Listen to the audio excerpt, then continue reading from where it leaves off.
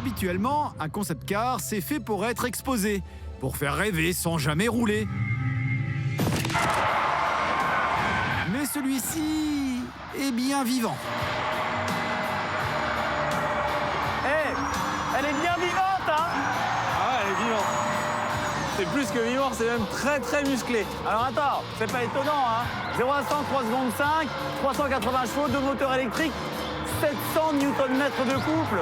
Ceci explique cela. Il suffit de mettre une petite pression sur l'axel. Hop, ça part tout de suite.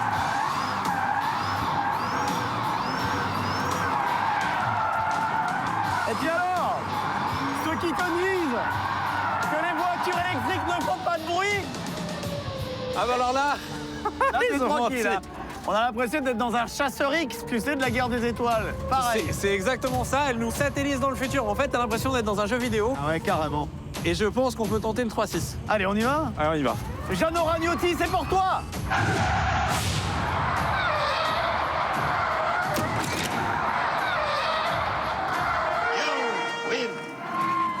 Alors, c'est pour ça que j'ai ce petit ourson. Il s'appelle Drifty. Il Ouais. est inclus dans la voiture. C'est pour rassurer le passager qui serait un petit peu en difficulté. Moi, j'aurais pris plutôt un sac à vomi. Hein, bon, chacun son truc. Après, Bruce, on se demande quand même comment Renault a réussi à faire une voiture aussi cool aujourd'hui. Hein. C'est vrai, mais je crois qu'on a une petite idée.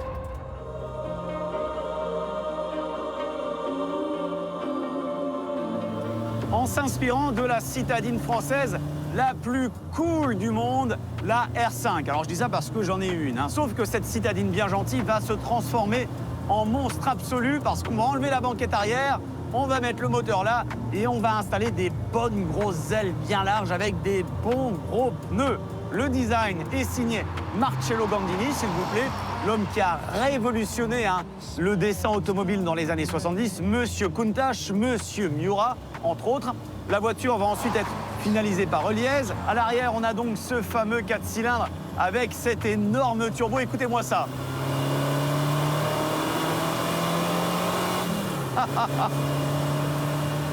Un turbo Garrett, comme à la grande époque des premières Formule 1 équipées d'un moteur turbo des Renault, les RS01. Et cet R5 turbo qui était, il ne faut pas l'oublier, un simple délire entre deux ingénieurs, va se transformer en bête de rallye, en bête de circuit et devenir une véritable icône de l'automobile française, un fantasme absolu de la sportivité, une certaine idée de l'audace à la française, mesdames et messieurs.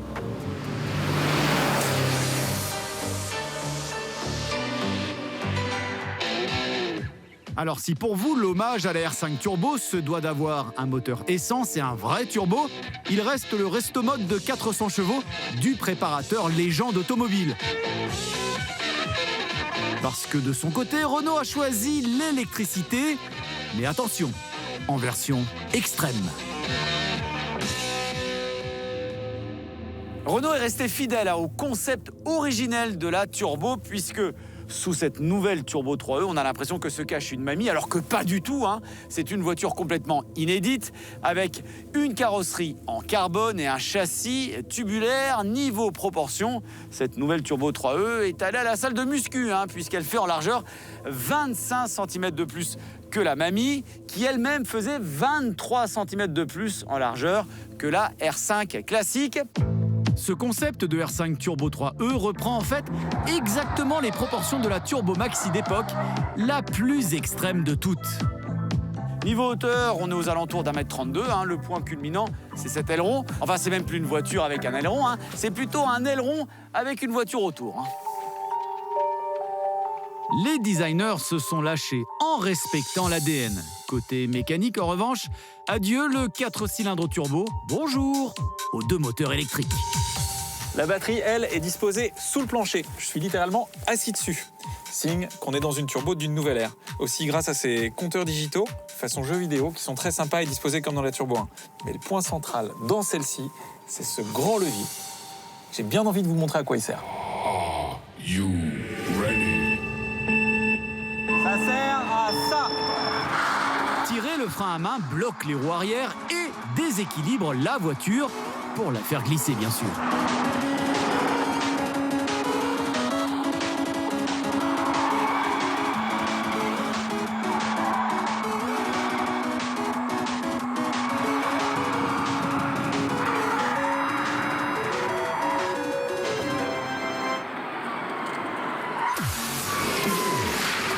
C'est pas juste une petite glisse en sortie d'épingle, non. Elle est vraiment pensée pour le drift, cette voiture, avec ce frein à main hydraulique et un angle de braquage des roues avant supérieur à 50 degrés pour être hyper maniable, même en dérive.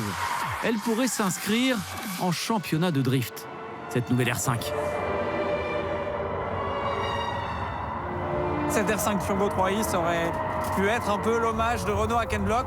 En tout cas, nous, on a voulu lui rendre hommage un petit peu en faisant des belles glisses.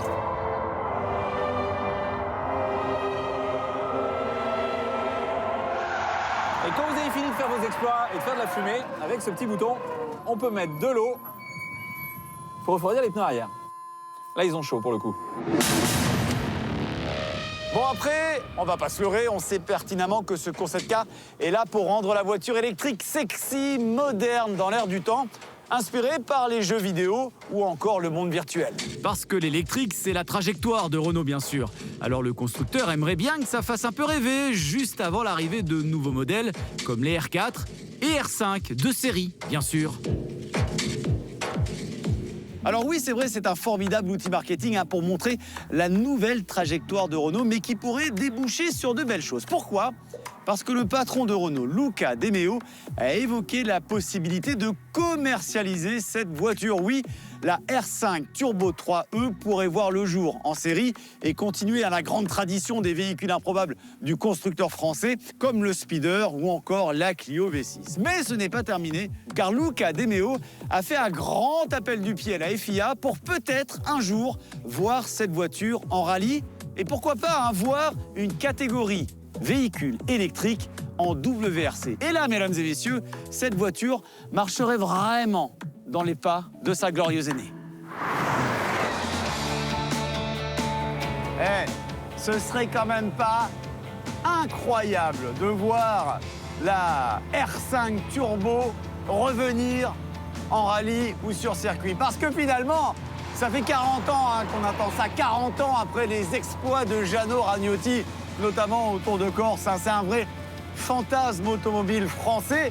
Et cette Turbo 3e, elle pourrait bien le faire, on l'a dit. La seule question, c'est que Bruce, est-ce qu'elle en a le potentiel, cette voiture ? JP, pour te répondre, il faudra que j'accélère un peu le rythme.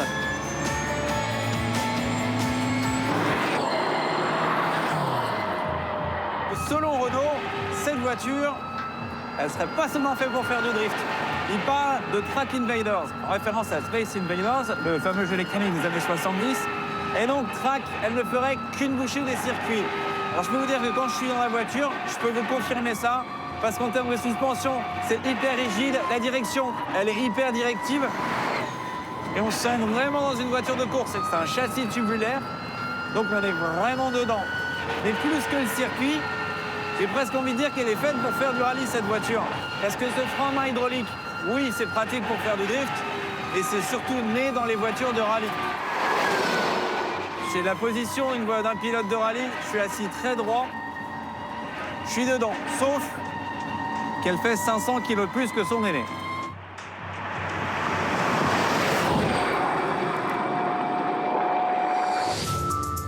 « 500 kilos en plus par rapport à la grand-mère, ça commence à faire, non ? Ouais, 1,5 tonne, c'est un tiers de plus. C'est vrai que c'est beaucoup, mais en même temps, c'est une électrique. Donc finalement, pour une électrique, c'est pas tant. Et puis quand tu penses qu'une GT3, ça fait aux alentours de 1400 kilos, ça n'empêche pas d'être redoutable.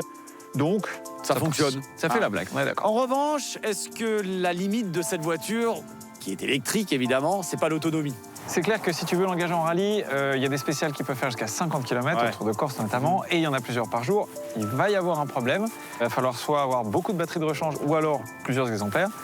Mais finalement, il y a une nouvelle ère de rallye qui peut arriver. On peut faire une réglementation qui s'adapte à l'électrique, avec moins de spéciales ou moins de kilomètres, et ça pourrait intéresser d'autres constructeurs. Donc, à voir. Mais elle a le potentiel, cette voiture, pour faire quelque chose. Il y a une bonne base de travail, tu penses ? En performance, c'est sûr et certain. En fun à rouler, c'est évident aussi. Donc c'est une vraie voiture de rallye. Reste à voir l'autonomie. Et puis le son, faudra faire avec. On va s'habituer. Alors, on va parler de performance. Bruce, figure-toi que nous allons pouvoir chronométrer cette voiture sur notre circuit. Alors, je te le rappelle, c'est un concept car unique au monde, inestimable. Renault a mis des mois à le fabriquer, à le construire, donc ça va, pas trop la pression. Ça allait bien, là. Tu m'as dit chrono, moi j'étais chaud, et puis là tu t'insistes un petit peu, donc Ça va aller. Bon, allez, on va laisser Bruce reprendre ses esprits. On se retrouve dans la deuxième partie de l'émission pour ce fameux chrono. C'est très spécial aujourd'hui, car on l'a vu, hein, un concept car peut drifter, peut faire des donuts, peut nous donner la banane au volant. Mais que vaut cette Renault 5 Turbo 3E sur un tour chrono? Est-elle digne de ses glorieuses aînées? Bruce Joigny, c'est à toi.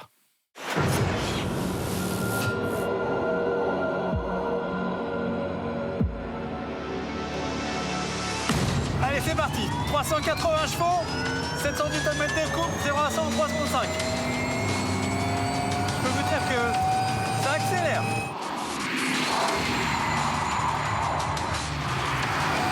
Ah, la compression. Ah, la voiture se comporte hyper bien, c'est hyper fun à rouler. Elle met en confiance. Et il y a du grip, c'est fou. On va voir comment elle se comporte au freinage. Et le freinage, il ne faut pas avoir peur d'appuyer très fort sur la pédale.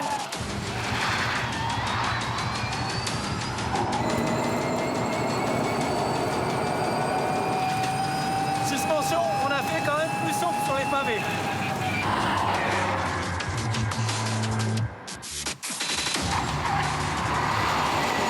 Mais à fond. Par contre, ça plafonne un peu en vitesse de pointe. Quadio, ça arrive vite quand même.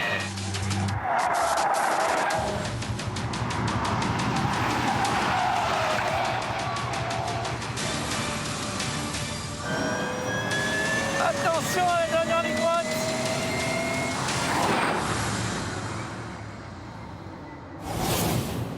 Allez, il est désormais temps de vous révéler le chrono de cette R5 Turbo 3E qui, je le rappelle, est un concept car. Donc ce n'est pas une voiture de série hein, qui a bénéficié de centaines et de centaines d'heures de développement. Et pourtant, ce monstre 100% électrique a tourné sur notre circuit chrono en 1,35 887. Imaginez-vous, c'est 6 dixièmes de moins qu'une Alpine A110S. C'est une belle performance hein, pour ce gros bébé qui est finalement relativement typé à un rallye puisqu'il a de grosses accélérations, on l'a vu, et une VMAX qui tourne aux alentours de 200 km/h, mais c'est largement suffisant hein, sur notre circuit très technique et très sinueux. Et puis, faut-il le rappeler, c'est avant tout une voiture pour le fun, une voiture pour le drift, mais qui sait, et Luca De Meo, hein, le big boss de Renault, aimerait bien que cette catégorie voit le jour. On la verra peut-être hein, dans une catégorie, dans une division 100% électrique en rallye, en WRC.